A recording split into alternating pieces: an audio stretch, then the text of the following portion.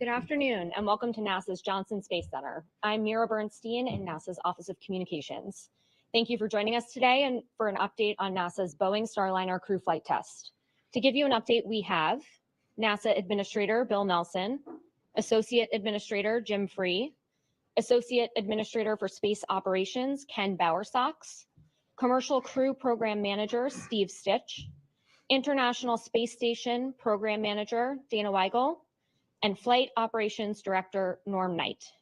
We'll be taking questions from those in the room and over the phone. As a reminder, you can press *1 to get into the queue. But first, I'd like to hand it over to Administrator Nelson for opening remarks. Thanks. NASA has decided that Butch and Sonny will return with Crew 9 next February, and that Starliner will return uncrewed, and the specifics in the schedule will be discussed momentarily. I want you to know that Boeing has worked very hard with NASA to get the necessary data to make this decision. We want to further understand the root causes and understand the design improvements so that the Boeing Starliner will serve as an important part of our assured crew access to the ISS. I have just talked to the new Boeing CEO, Kelly Ortberg. I have expressed this to him. I told him how well Boeing worked with our team to come to this decision. And he expressed to me an intention that they will continue to work the problems once Starliner is back safely, and that we will have our redundancy and our crewed access to the space station. This whole discussion, remember, is put in the context of we have had mistakes done in the past. We lost 2 space shuttles as a result of there not being a culture in which information could come forward. We have been very solicitous of all of our employees that if you have some objection, you come forward. Space flight is risky, even at its safest, and even at its most routine. And a test flight by nature is neither safe nor routine. And so the decision to keep Butch and Sonny aboard the International Space Station and bring the Boeing Starliner home uncrewed is a result of a commitment to safety. Our core value is safety, and it is our North Star. And I'm grateful to NASA and to Boeing for their teams, for all the incredible and detailed work to get to this decision. Turn it over to Jim. Thank you, sir. Thank you and Deputy Administrator Melroy for your support along the way, and certainly for being here today. It means a lot. I'd like to communicate to all of you that we've come to this decision using our program, our mission directorate, and our agency level processes. That includes the decisions that happen at the commercial crew program, at the space operations mission directorate level, and the agency level, and includes all of our technical authorities from engineering, safety, medical, and flight operations.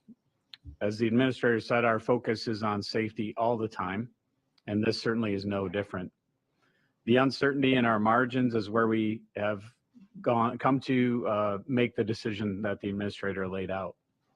That uncertainty remains in our understanding of the physics going on in the thrusters, and we still have some work to go. You'll hear more from others on the specifics, but I'll tell you that the NASA and Boeing team have made incredible technical progress in the model development that has gone on, the thruster testing, understanding material properties within the valve, and the complicated fluid physics that are happening inside. We will continue to learn. We are a learning organization, and I think we've demonstrated that here.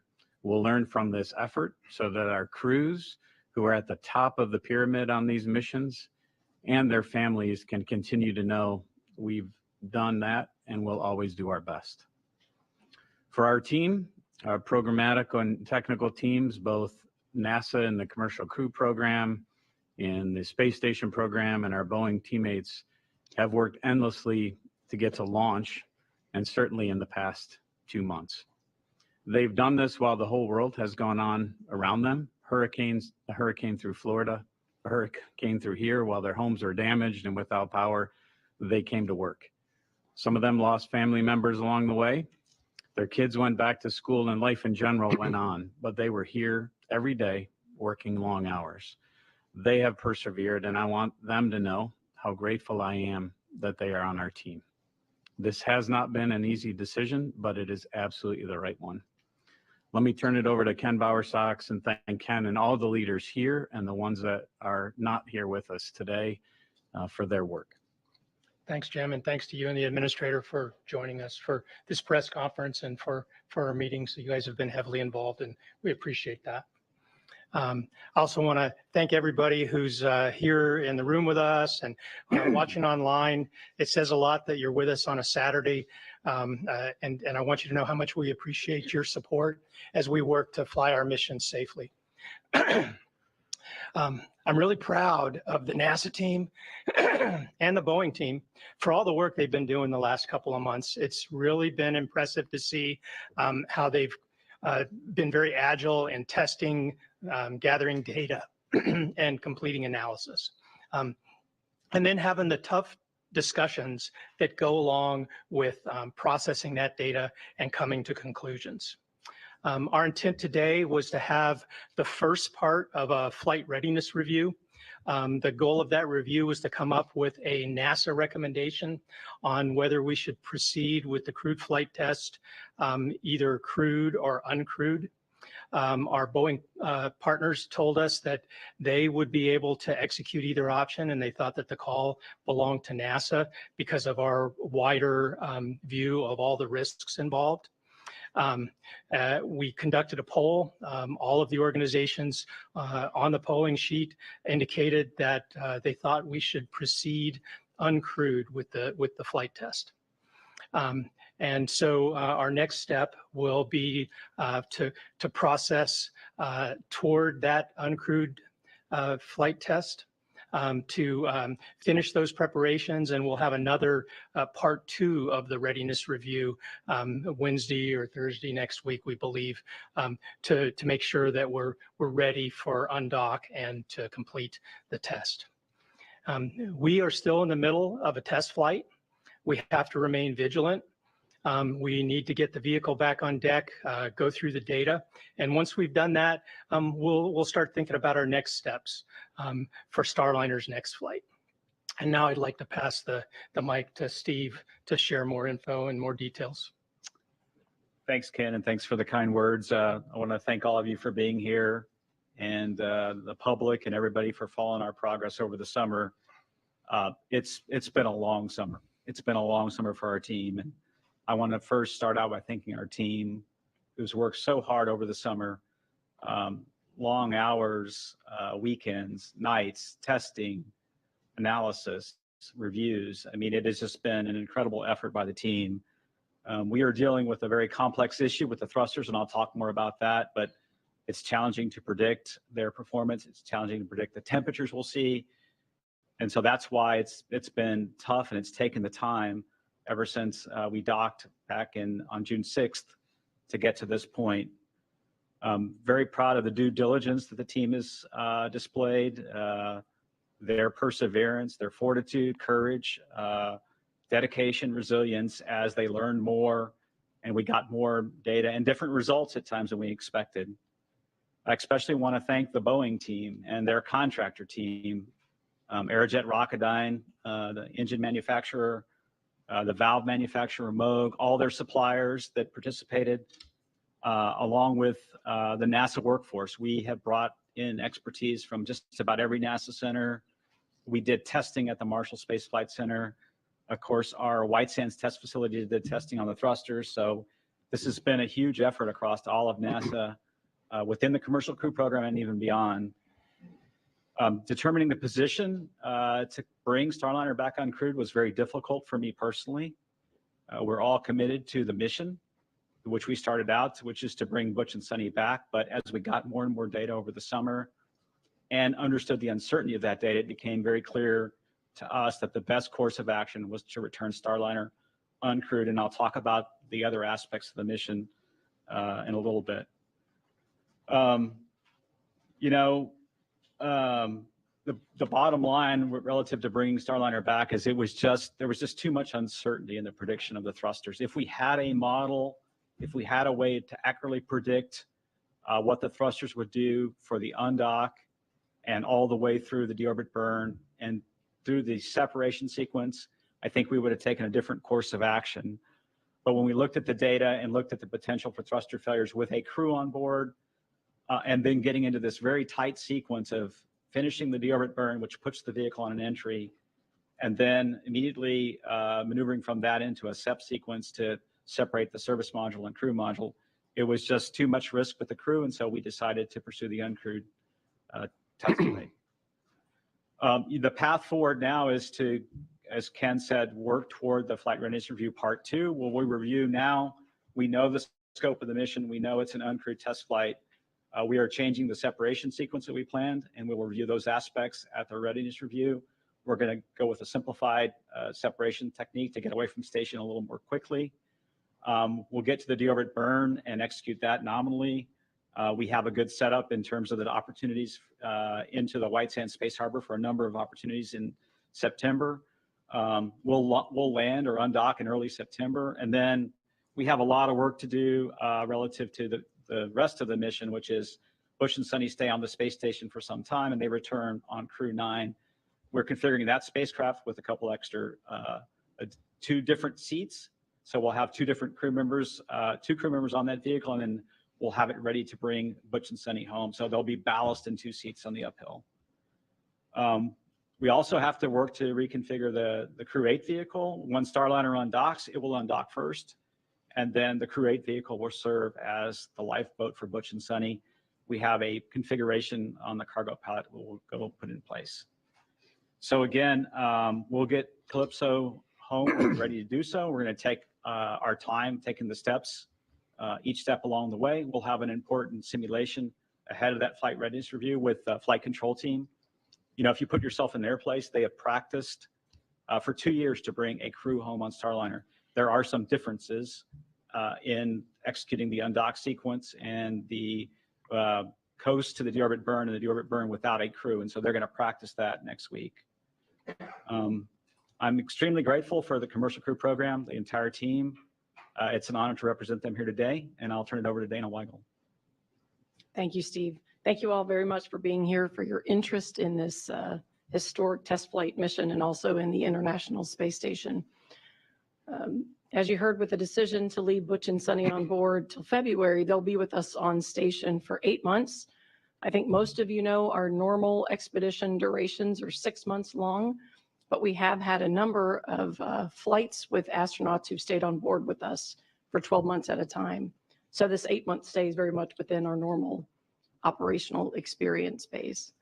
While Butch and Sunny are on board, they'll be doing science, station maintenance.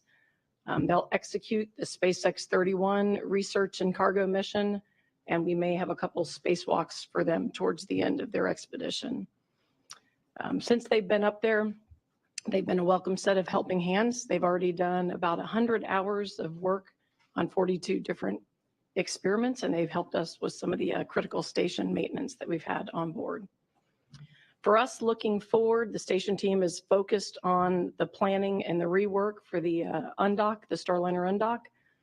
As you heard from Steve, that's targeted for early September. Before we hit that undock window, we're We're going to do the work to reconfigure the Crew 8 Dragon. We'll probably do that within the next week or so to have that in place for a 6-crew contingency return capability. And just to reiterate, as Steve said, this just gives us a contingency capability after Starliner departs and before the Crew 9 vehicle arrives. Crew 9 with 2 crew will launch no earlier than September 24th. We'll do a normal handover between the crews, and then we'll have Crew 8 undock. After that, we will relocate the Crew 9 vehicle. So that Dragon vehicle will be relocated to open up the forward port for the SpaceX 31 cargo mission. And we're planning that mission somewhere in mid-October. In between all of that, we've got a Soyuz crew exchange. That's happening September 11th will be the launch of 73S. That'll be carrying NASA astronaut Don Pettit. And then Tracy Dyson will go home after that Soyuz exchange. So we've got a lot of busy activities in front of us this fall. On behalf of the station program, I do want to thank the entire team, the commercial crew program, the Boeing team, and all of our technical teams. They've done a tremendous amount of work over the summer, getting us to the point where we have enough data and enough information to make this really critical and difficult decision that we've made today. So very much appreciated. And as I think all of you know, commercial crew program is critical to the success of ISS. So we appreciate everything they've done. And with that, I'll hand it over to Norm Knight. Thank you, Dana. I want to thank all of you for your continued interest in our mission. And I want to echo my gratitude for the teams on the ground, both Boeing and NASA, and our astronauts on board for their tireless work and effort with this test flight over many years, especially during the last few months. You know, with the dedication to, or the decision to fly Starliner home uncrewed, the ground teams will still be fully engaged, ensuring Starliner returns safely. Now, while the teams are hard at work here on the ground, we also have Butch and Sunny living and working 260 miles above our planet. They're giving our teams valuable feedback on Starliner. They've served as an integral part of our on-orbit increment, and they demonstrated patience, adaptability, flexibility, resilience, and readiness. That's what